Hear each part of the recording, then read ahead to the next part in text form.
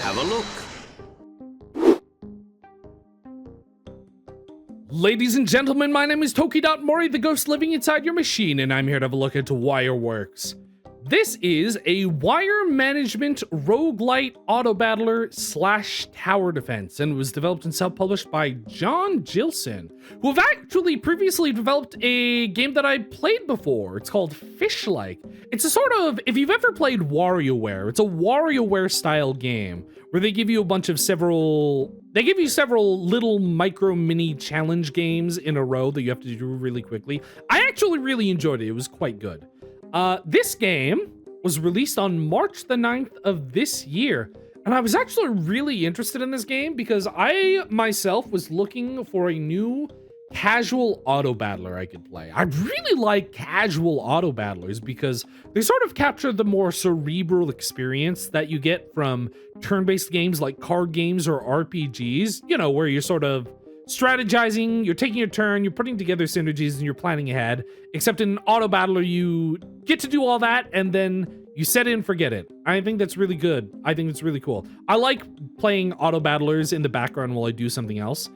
And I was really interested in this game because I saw it, and it's also a wire management / inventory management type game. And I think that is the type of game, the type of mechanic that works really, really well with the auto battler playstyle, because you get to do your wire management / inventory management type thing. It goes really well with the strategizing phase, and then you just set it and forget it. I think it's really cool. And I was actually really surprised because I wishlisted this game, and then when I came back later to buy it, there were like a couple hundred reviews, which is crazy because I felt like I didn't see anybody talk about this game before, but I've been really enjoying it. And I was really surprised to see so many other people enjoy it. Not because I thought it looked bad, just because I never heard anybody talk about it. But let's start by jumping into the options menu, shall we? Now, I do have a couple criticisms with this. So, first of all, this is a 2D pixel art game, so obviously it's not going to require that big of an options menu, but I do have a couple small criticisms. First off, we have 2 language options. There is English and there is Japanese. We have 2 volume sliders. Personally, I would prefer if there were 3, but 2 is good enough. We have music and sound effects. Additionally, you can toggle background sound on and off, which is really good for an auto battler like this, where you're going to be tabbing over to something else while the battle's happening, and you can turn off whether or not the sound plays in the background. Now, we have full screen on or off and screen shake on or off in the video settings, and here is where my first criticism comes in. Why are the resolution options just a button? I know that the aesthetic of this game is it's just like, everything's a button in this game. Everything's a button.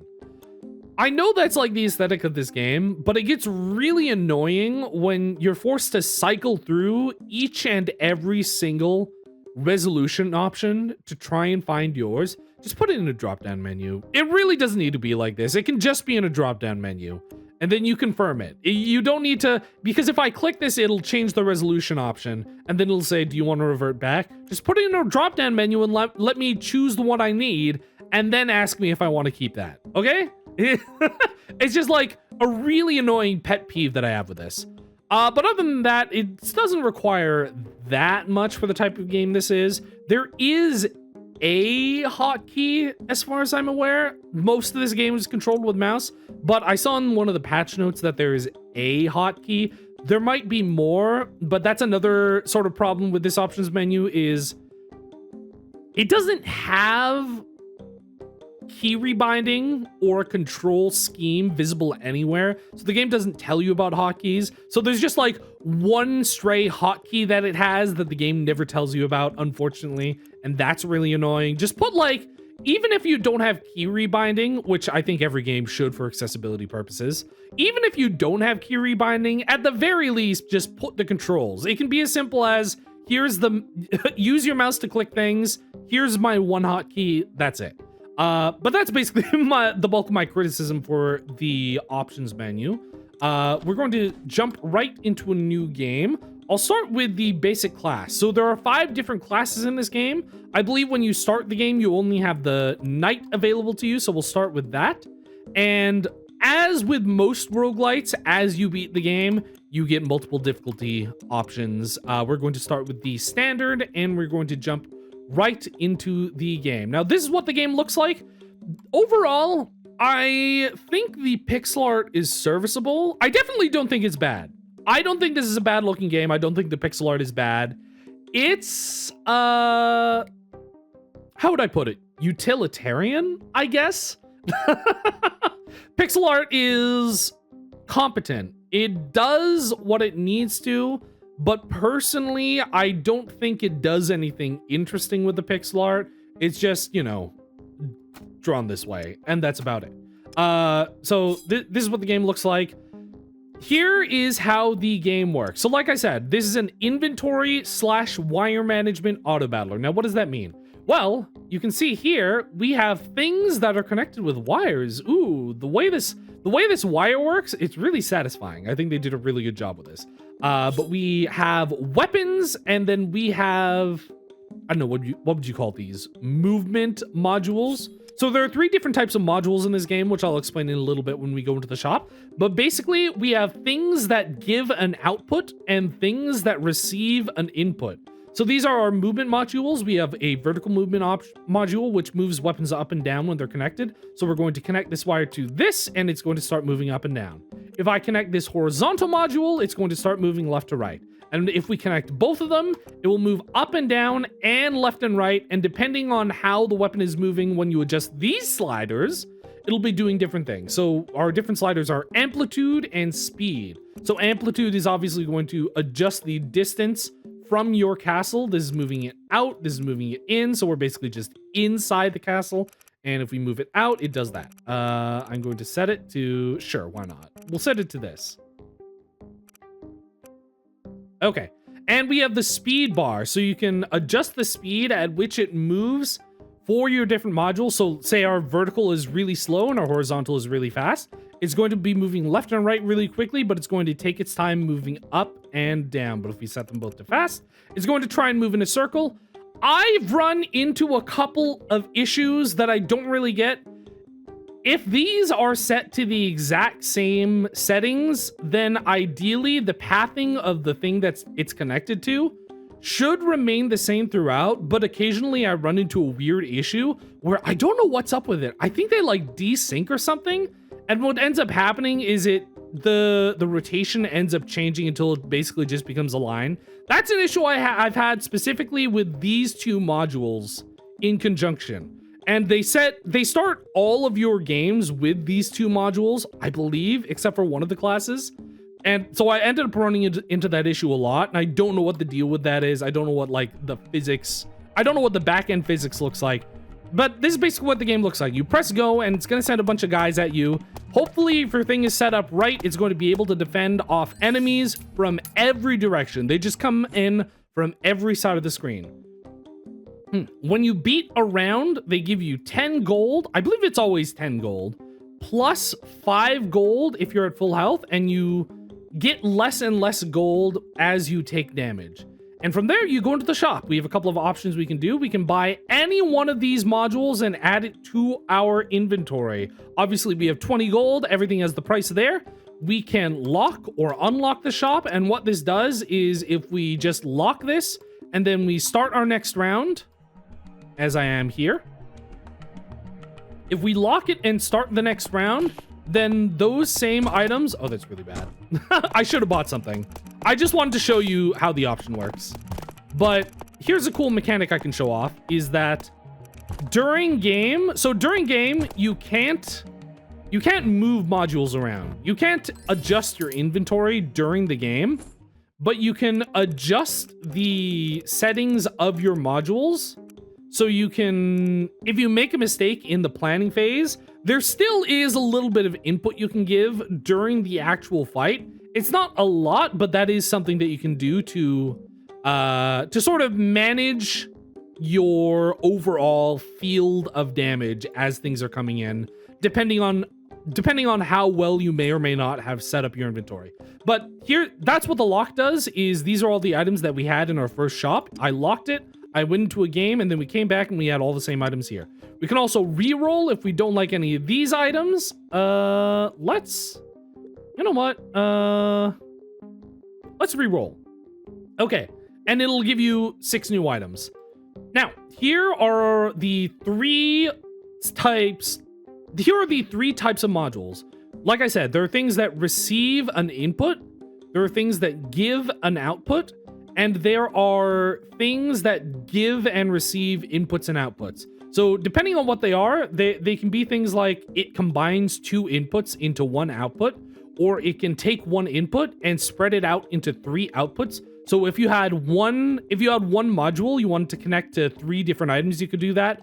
This is a mixer. What it does, it's going to take 2 inputs and it's going to combine them, and then it's going to give 2 outputs of the combined inputs. So because I combined this vertical and horizontal movement, I can give both vertical and horizontal to 2 different weapons. So we're going to take this pet rock on chance, have a 30% chance, or on hit, have a 30% chance to splash pebbles. We're going to take that, and we're going to connect our second output, and it should be following the exact same path as the sword. So that's basically how the game works. Gain sandwich equals to adjacent total max. We don't really have anything that works with either of these. I think I want to save my money for next round. That is basically how the game works, is you're trying to give a pathing to your weapons so that they can defend you in the most efficient way possible while also adding additional synergies. Now, I have really been enjoying this game. I've really been enjoying this game because I have like 11 hours of playtime spread out over 2 accounts, but I do have quite a few criticisms, which I'll name after I tell you about this. So every 3 waves, they give you, or I don't know if it's every 3 waves, but every several waves, they give you a new skill. You get to pick 1 of 3, classic roguelite biz. And these are basically passive buffs that you keep throughout the entire run. Let's just go with plus $3 wave reward. There we go. Let's get some more money. Let's see. We have a couple different things. We can grab this fish. I'm gonna take a fish. We're gonna re-roll. And ooh, here's a fun one. I'm gonna take this. Okay, I'm gonna adjust things here. So if I take this 3 merge, which combines 3 inputs and puts 1 output, that means it's going to output my vertical and horizontal. We're going to plug that into here. So now we can spread this out to 2 things. And then additionally, we have 2 other slots where we can add something else. So say I wanted to add this move in a star pattern thing. Let me adjust this. If I combine this into this, then they'll start moving really weird. They'll start moving really weirdly. This probably isn't the most efficient way to do this, but this is the pattern now. It's both moving in a star, so if I unplug my vertical and horizontal, you'll see it's moving in a star shape, and also it's moving in a circle, basically. So that's what that's doing. We're gonna put this next to here because these have a synergy. This is a pet rock, so it has the pet tag, and this is a fish, which gets +2 damage for each adjacent pet. So things also care about where they're placed. That's the inventory management part of the game. So we're gonna put our 2 pets next to each other, and we're going to go into the next round. Now our fish is because it's a pet, it's a special type of module that sort of just does things on its own. It doesn't receive any inputs. Whoops, it doesn't receive any input. So it's sort of unique in that aspect, in that it's not a weapon that receives an input. It just does its own thing and has a bunch of different other synergies with pet things. Very nice. Now, I'm going to jump back to... Oh, actually, there's one more thing I have to show you, or 2 more things. So every wave, you can actually click this little, or you can hover over this little magnifying glass, and it'll basically tell you the statistics of all of your weapons during the last wave. So my fish did a total of 57 damage, my pet rock did 37, my sword did 21. So the fish is probably the best thing I have here, really. Additionally, you can also put things in a bank. this is basically 5 extra inventory slots of storage.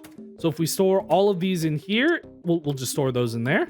We'll go back to the shop. We'll be like, okay, let's say my entire inventory is filled, then I can store 5 additional things in here.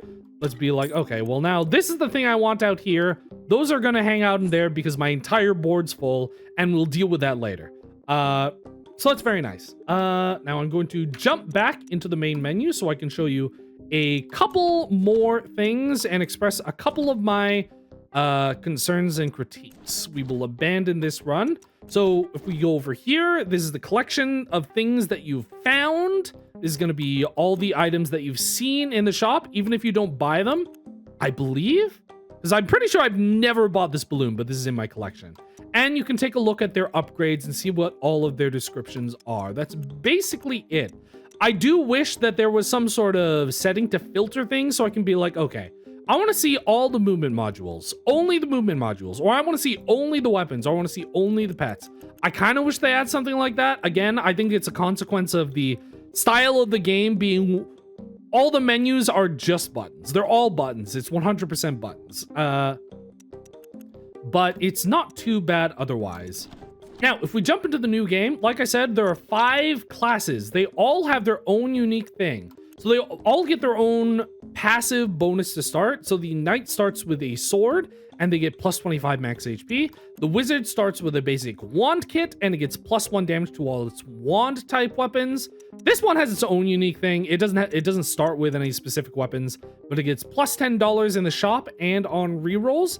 And this uses tools and this uses pets. They all have their own unique things. I feel like they're not quite balanced. I feel like these aren't quite balanced because I'm pretty sure this doesn't affect the actual pools of items that you see in the shops. I'm pretty sure it's just your starting weapon and your passive bonus. So for example, the knight starts with a sword and has plus 25 max HP. The sword doesn't do anything except be a sword. And the plus 25 max HP is nice, but like some of these other ones have more active effects. Like this has plus 1 damage to all its wands, which also, let me say, that isn't that much. Plus 1 damage is okay, but it's not that much in comparison to some of the other things.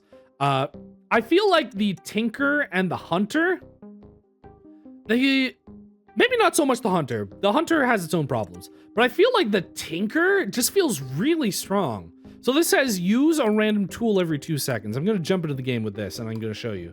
So use is a keyword that means when you use it, it does that thing. And there are certain items in the game. Let me just start this. There are certain modules in the game that cause you to use tools, but if you don't have those modules on you, then the tools don't get used. The keyword use means something has to be activating it, but if you don't have any items that say use a tool, then they won't activate. But the Tinker starts with this and uses a random tool every 2 seconds. 2 seconds is pretty quick, and even though it's a random tool, 2 seconds is fairly often. And given the synergies that you can actually get with some of these use items, I feel like it's really, really easy to get exponentially stronger in the game, specifically using the Tinker versus any other class. Let me jump back into the main menu. Versus any other class, because it's a passive thing that happens during the game. So if you go into tools and you're starting to use tools every 2 seconds, it feels like the synergies allow it to grow exponentially stronger, faster than all the other ones. Like this doesn't really change anything during the game. It's like, sure, you can take a couple more hits. That doesn't matter that much. This is like plus 1 damage to all wands. So it feels better than Knight, where if you go into all wands, then it's like, oh, it's like, I don't know, plus 10 damage over 10 wands. But like, I don't know, it just weirdly, some of these classes feel less good than others. I'm not sure what the balance intention there is. Additionally, these last two were actually added in update. This dev is actually continuing to do balance updates and add new content, which is really cool for a solo dev, a really small solo dev like this.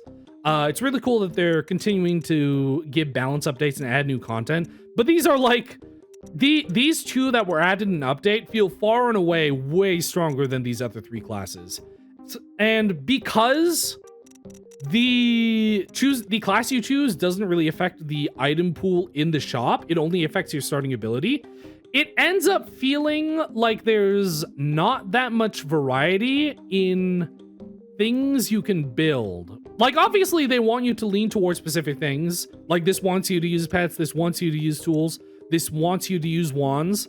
But overall, it feels like because you have access to everything, maybe like you only want one tool on your board and then everything else can be something else. It ends up feeling like there's not that much variety in the ways that you can build your class. Additionally, I kind of wish there were more interesting types of modules and abilities. Let me jump into the game again. We'll just start with Hunter. Hunter's really interesting because, like I said, pets kind of do their own thing. So even though you can have modules that receive inputs and give off outputs, you don't necessarily have to because the pets go and do their own thing. So like, this guy's gonna run around. He has the special ability to move weapons that are next to him, which is really cool. It's a very unique ability. But I kind of wish there were more unique... Ooh, this is really nice. I wish there were more unique types of modules and abilities. Like, the only middleman... I'll call them middleman modules. The only things that the middleman modules do are they combine inputs and they give you multiple outputs. And that's basically it. I kind of wish there were more different kinds of ways of connecting the wires to things, because it's, like I said, the main things are things that are modules that give an output and modules that receive an input, and then there's the middleman modules. And that's basically it. And it feels like it's a missed opportunity to do things like, if you know pipe mini games, like pipe games where you're, not necessarily pipe games, but like games where you're connecting power to things. I feel like there was a missed opportunity to have different types of ways that wires could connect to things and different types of ways of distributing their power to different things. Like maybe if there's a module, maybe there's like a switch module that you can turn on or off, or switch between 2 different things. Like maybe there's a module that gives off power and then it connects to a switch module that goes, okay, so it's going to activate one module and then it's going to activate the other module and it's going to switch back and forth between those. And maybe those can have a cool synergy. For the most part, most things are like, it's a pet or it's a weapon or it gives you movement, or maybe it's like a passive thing. And that's basically it. It feels like a missed opportunity because even though there are a lot of different builds you can make, the variety of the type of inventory management and gameplay you get is very, very small. I feel like that's unfortunate because I think that type of thing is a big strength of, you know, auto battlers and inventory management style games. I am really enjoying this game, but that's probably one of my biggest critiques of this game is that even though it is really fun, it eventually feels like there's not that much variety in the way you actually implement things. With the exception of pets. Pets are a little bit weird in this game. Because they go off on their own and there are only a handful of pets that actually connect to other modules, it's just like get pets. It's just like get pets, and maybe you're either building something else and then getting 1 or 2 pets, or you're going all in on pets because this has every 2 waves give 1 damage and 10% speed to a random pet. So it's like you're either getting 1 or 2 pets to build into something else, or you're playing Hunter and you're like, okay, how do I build a pet build? Well, in order to do a pet build, you just get as many pets as possible, and that's basically it. It's kind of unfortunate. We'll put these on the same row because those synergize with each other there. Additionally, when you're going into higher difficulties, again, like I said, the classes, starting weapons, or the classes feel unbalanced, but also the starting weapons of the classes feel a little bit unbalanced because when you go into higher difficulties, they start spawning more enemies and more difficult enemies. And some of the starting weapons of some of the other classes, we'll just skip this. I don't care. I'm going back to the main menu and abandoning this run. Some of the weapons of some of the starting classes feel weaker. Like, they feel like, I actually don't know if it's, I'm going to be able to show this off here. I think on difficulty 4 or 5, it starts to get to a point where if you're using one of the weaker starting classes, like probably the sword is the weakest. If you're using that, then if you don't roll the perfect shop, then you might be dead.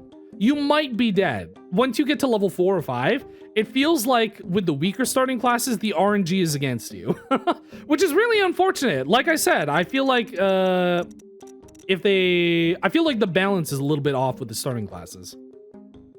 But like I said, the dev is continuing to do balance updates and add new content. So, and that's really cool. So I hope that in future updates, you know, they add a little bit more variety. They adjust some of these classes. I feel like they could give them different and more interesting abilities. And I feel like they could add, say, different styles of, you know, connector modules and things like that. I think that would be really cool. But all in all, I am quite enjoying the game. It does get a little bit homogenous as you get further and further into the game, but it's still, personally, I just really like having a casual auto battler to do on the side while I'm doing something else. But yeah, this has been Wireworks. The game is available for $6.99 on Steam or your original equivalent. My name has been Toki.MORI. Thank you very much for watching, and I will see you all next time.